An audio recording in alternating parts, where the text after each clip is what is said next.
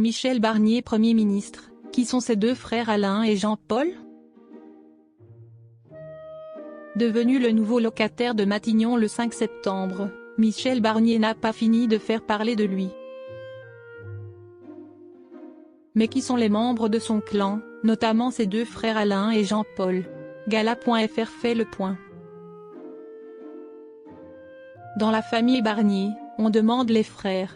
Propulsés sur le devant de la scène politique après 5 décennies partagées entre l'Assemblée nationale, les ministères et l'Union européenne, Michel Barnier est devenu Premier ministre le 5 septembre. Il succède à Gabriel Attal à la tête du gouvernement, qu'il reste encore à définir, et qui ne devrait pas être une mince affaire au regard des nombreuses consultations d'Emmanuel Macron pour aboutir à un Premier ministre. Et si l'épouse de Michel Barnier et son fils aîné, Nicolas, ne sont pas des inconnus, le reste de sa famille est jusqu'à présent resté dans l'ombre du politicien de 73 ans. Ses deux frères notamment, Alain et Jean-Paul. Fils cadet de cette fratrie de 3 fils, Michel Barnier a grandi entouré de sa mère Denise Durand, une chrétienne de gauche qui lui a enseigné les grandes leçons de la vie, comme l'a décrit Nicolas Barnier dans un entretien à Paris Match, et de ses frères.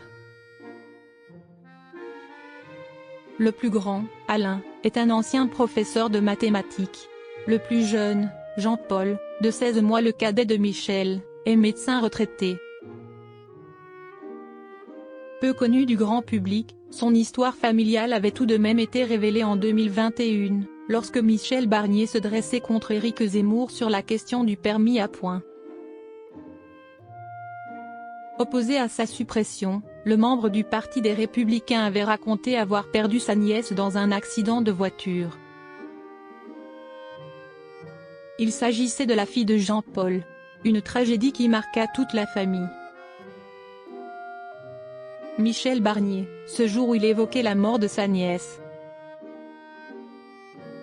Siesti au micro de BFM TV qu'il avait raconté pour la première fois le terrible accident qui coûta la vie à la fille de son petit frère Jean-Paul. Ce dernier avait, un soir, dû faire garder sa fille par un de ses amis. Celui-ci a souhaité se rendre sur un court de tennis avec la fillette, mais s'est retrouvé pris dans un accident mortel qui fauchera la petite fille. Ses funérailles se dérouleront le jour de Noël. Le nouveau Premier ministre déclarera alors « On ne peut pas se remettre de ça ». Par ce drame, il justifiait en 2021 la nécessité du permis à points. Je pense à une petite fille de 8 ans, que je connaissais bien, qui était ma nièce et qui est morte dans un accident de voiture.